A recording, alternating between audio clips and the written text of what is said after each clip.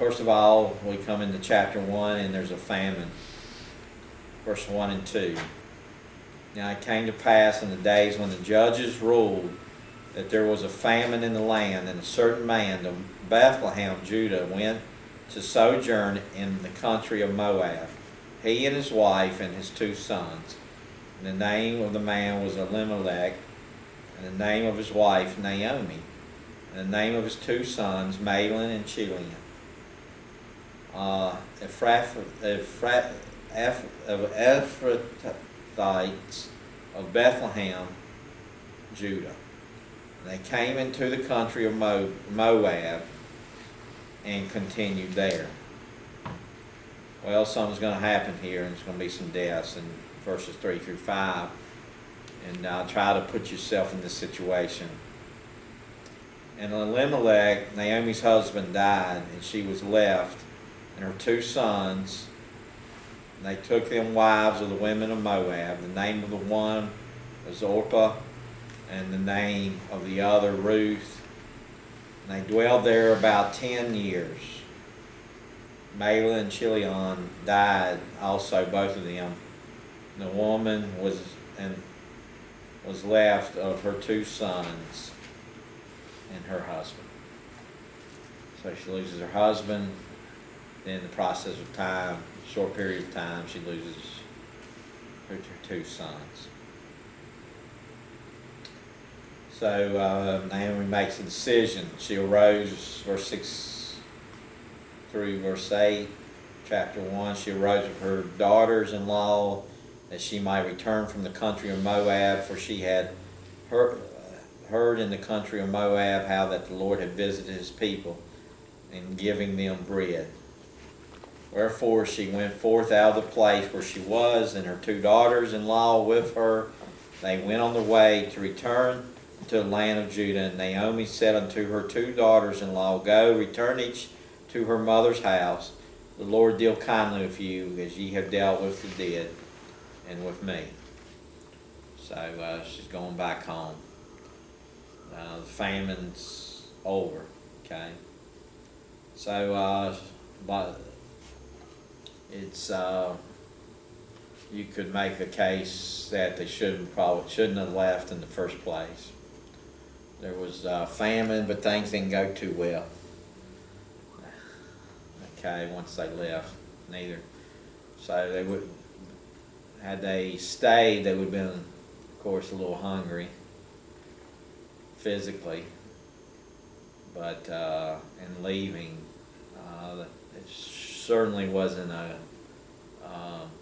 blessed time in the deaths. So at any rate, she comes to the place of returning home. And what's she going to do with the 2 daughters-in-law? Verse 12 and 13, Turn again, my daughters, go your way, for I am too old to have a husband.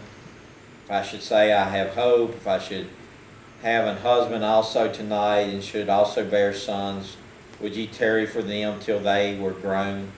Would ye stay for them from having husbands? Nay, my daughters, for it grieveth me much for your sakes that the hand of the Lord is gone out against me.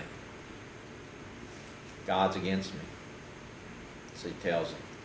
So even if I was able to have children by the time they were grown, I mean, you know, because that's sort of the way it was, a near kinsman, the nearest kinsman that was free was to take over the responsibility for these 2 ladies that had lost their husband. So she says, the hand of the Lord is against me. In verse 20, the Almighty hath dealt very bitterly with me. Verse 21, the Lord hath testified against me and hath afflicted me. So by these statements, it seems like to me, in my understanding of this verse, that when she left and going to the land of Moab, that she was out of the will of God. Okay?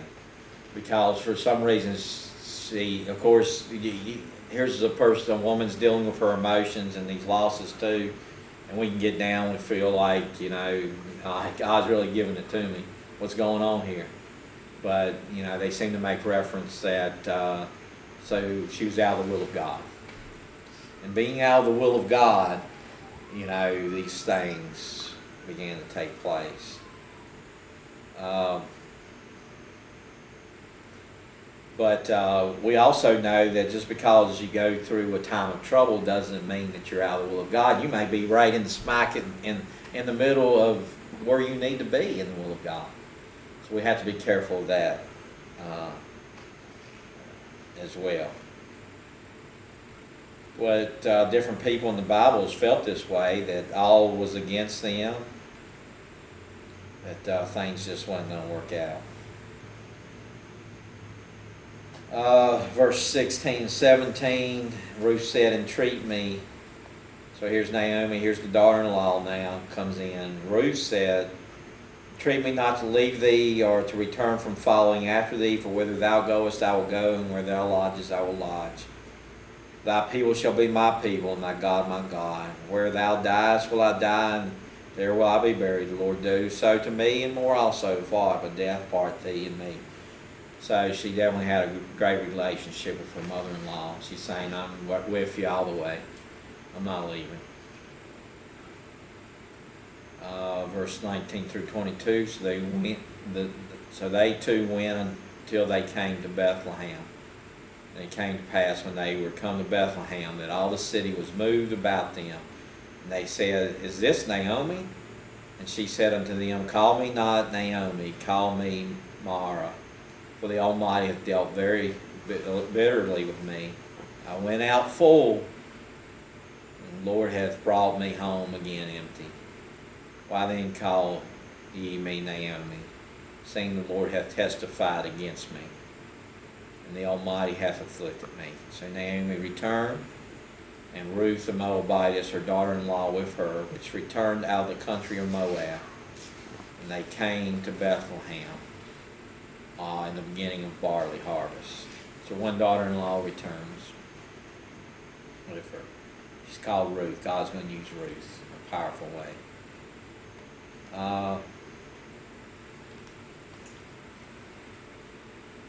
So that brings us to chapter 2. Verses 1 through 3. "And Naomi had a kinsman of her husband's, a mighty man of wealth, of the family of Elimelech, and his son, and his name was Boaz. And Ruth the Moabitess said unto Naomi, Let me now go to the field and glean ears of corn after him, in whose sight I shall find grace. And she said unto her, Go, my daughter. And she went and came and gleaned in the field after the reapers. And her hat was to light on a part of the field belonging to Boaz, who was of the kindred of Elimelech. So the office of a kinsman, this is a reference, one of 14 to the office of a kinsman in the book of Ruth. The Hebrew word goel, G-O-E-L, is found some 95 times in the Old Testament. Of these, on 57 occasions, the word is translated to redeem or redeemer. And according to the Levitical law, the word was a close relative whose responsibility would be to provide for the needs of needy family members, such as an impoverished widow or orphan. The kinsman redeemer is a beautiful picture of Christ. Christ is our kinsman redeemer. So God wants to redeem us. He redeems Israel. Okay, He redeems all believers. So Boaz has an encounter with Ruth in verses 8 through 17. Verse 12 is important. The image under his wings. The image refers to the Holy of Holies and their tabernacle, where the wings of the cherubim overshadowed the mercy seat. Out of Exodus chapter 25, verse 17 through 22. To be under his wings means to be in the place of security and fellowship with God. So to be under the wings there, You have the security of God, and you have fellowship with God. Believers should abide in Him and enter into the Holy of Holies. God's people are outside the camp, but living inside the veil in the Holy of Holies. So Ruth was a young believer, but she knew enough of the Word to understand that she was permitted to glean in the fields during the harvest. And this is talked about back in Leviticus. See how the Word, one passage helps us with another passage. So this talked about back in Leviticus 19, verse 9 and 10. So just in Ruth 2, early part, you might want to write to the side there, Leviticus 19, 9 and 10. She trusted the God who was concerned about widows and the poor. And God is concerned. Exodus 22, 22, Deuteronomy 10, 18. And He did not fail. When we trust God and obey Him, He begins to work on our behalf. Okay? There were at least 2 men in Bethlehem who could permanently deliver Ruth and Naomi from their poverty and loneliness. And God providentially led Ruth to the field of one of them, Boaz. So God leads, guides, directs. It was not the bitterness of Naomi, but the faithfulness of Ruth that changed the picture. So bitterness is not going to help us any. Okay? In fact, it'll hurt us. Probably causes some physical ailments as well. But Ruth remains faithful, doesn't she? She remains faithful to the mother-in-law. And think even of this, even in Naomi's time of despair, and think of all that she had lost. I mean, I'm not judging her, that's for sure, man. Any of us could get down in that situation. It was still something about her and her relationship to Jehovah God that Ruth saw and wanted. Okay, and desired, and that's why she said, I'm not leaving you, I'm going. So Boaz protected Ruth and provided for her even before she discovered who he was. So she's exercising her faith back in chapter 1, verse 16 and 17. She's walking in that and walking in obedience now in chapter 2. So they have this encounter, and verse 15 of chapter 2, and when she was risen up to glean, Boaz commanded his young men, saying, let her glean even among the sheaves, and reproach her not. Okay. So then the mother-in-law has something to say about it all in verse 19 and 20, and her mother-in-law said unto her, where hast thou gleaned today? And where wroughtest thou? Blessed be he that did take knowledge of thee. And she showed her mother-in-law with whom she had wrought, and said, the man's name with whom I wrought today is Boaz. And Naomi said unto her daughter-in-law, blessed be he of the Lord, who hath not left off his kindness to the living and to the dead. And Naomi said unto her, the man is near of kin unto us, one of our next kinsmen. Wow, man, she's starting to see some wonderful hope here. Now, Ruth was already under the Lord's wings in verse 12 of chapter 2, and she also requested to be under the wing of Boaz.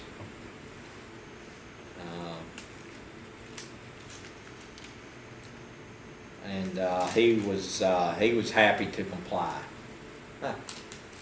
Okay, he liked what he saw. Up to that point, Ruth was doing all the work. But then Boaz went to work for Ruth. Verse 18. It was time for Ruth to rest and wait, trusting her kinsman redeemer. Okay. And we have to trust our kinsman redeemer. We see that in verse here in chapter 3 as we go into chapter 3. how God uses and going to put her in a place of resting and trusting and waiting. So here's the plan.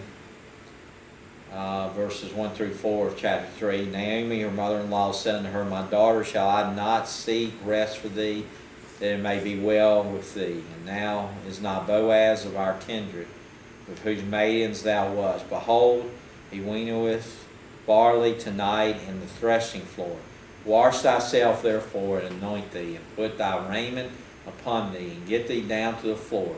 But make not thyself known unto the man until he shall have done eating and drinking. And it shall be, when he lieth down, that thou shalt mark the place where he shall lie, and thou shalt go in and uncover his feet, and lay thee down, and he will tell thee what thou shalt do.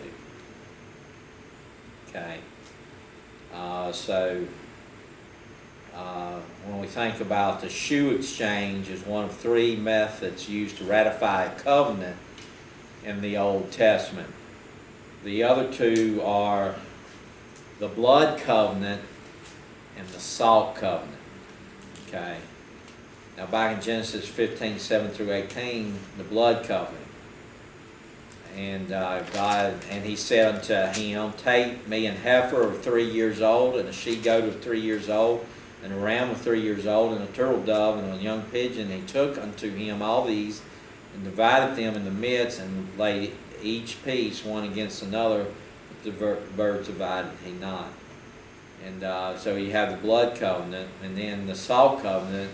2 Chronicles 13:5, the Lord God of Israel gave the kingdom over Israel to David forever, and to his sons by a covenant of salt.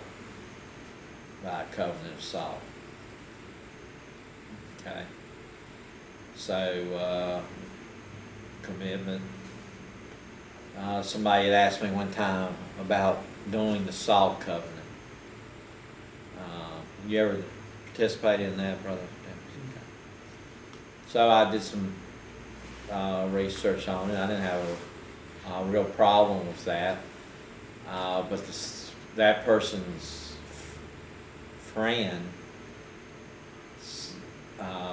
he had a friend.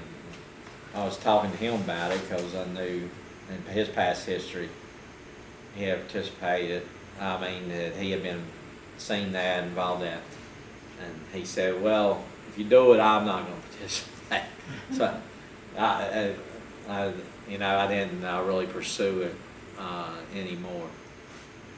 Because right there you already had two, before it got anywhere else that were divided, which is supposed to bring you into agreement and harmony.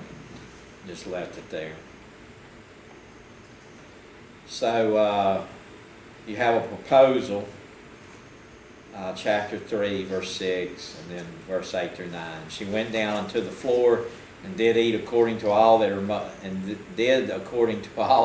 mother-in-law bade her. And it came to pass at midnight that the man was afraid, and turned himself, and behold, a woman lay at his feet. And he said, Who art thou? And she answered, I am Ruth, thine handmaid. Spread therefore thy skirt over thy handmaid, for thou art a near kinsman. So Naomi sent Ruth to Boaz with instructions for her to assume a position at his feet. This has been looked upon by some as an immoral act, but no one who knew the custom of Israel in the ancient Oriental world would make such a claim. According to Hebrew law, Ruth was entitled to call upon her nearest of kin to fulfill the various duties of a kinsman redeemer. By this course of action, Ruth was doing just this, but who has understood fully her request to spread therefore thy skirt over thine handmaid, for thou art a kinsman. Okay, so this again was this covenant. It had a proposal involved. There's a problem that comes up. There's always problems that comes up, isn't it? Even when things seem to be doing good and God seems to be moving in a certain area, in a certain situation, and you feel good about it, we still have problems. We're going to run into problems. verse 12 and 13. Now it is true that I am thy near kinsman, howbeit there is a kinsman nearer than I. Somebody else gets the rights first. That's what he's saying. Tarry this night, and it shall be in the morning, that if he will perform unto thee the part of a kinsman, well, let him do the kinsman part.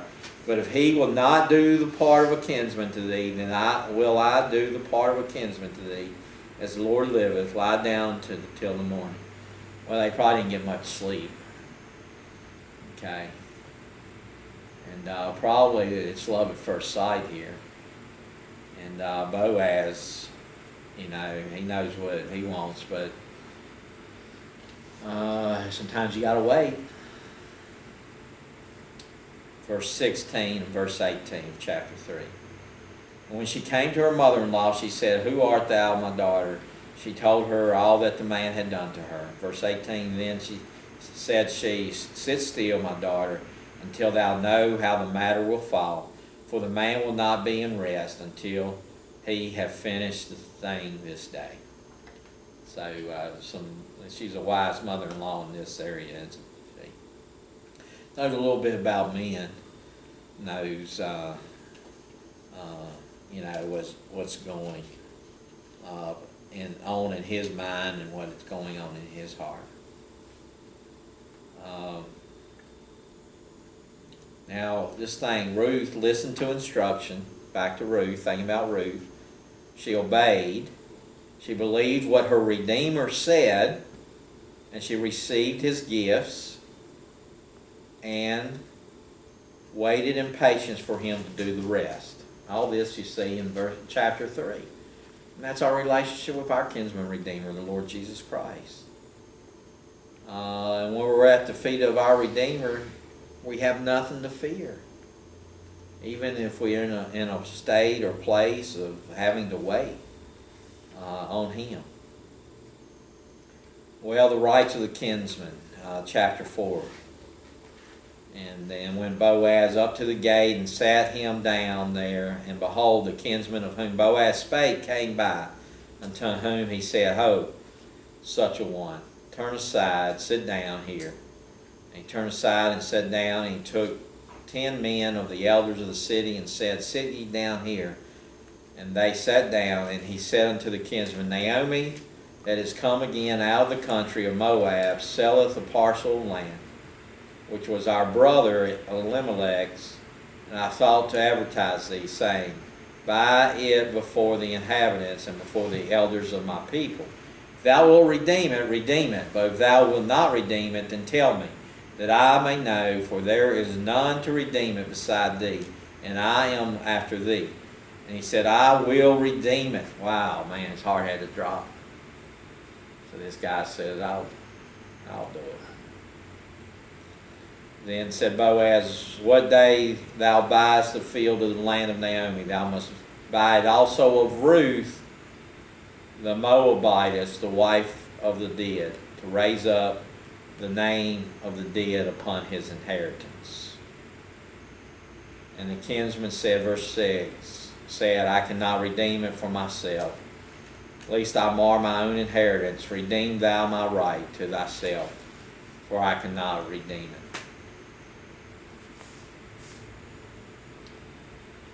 So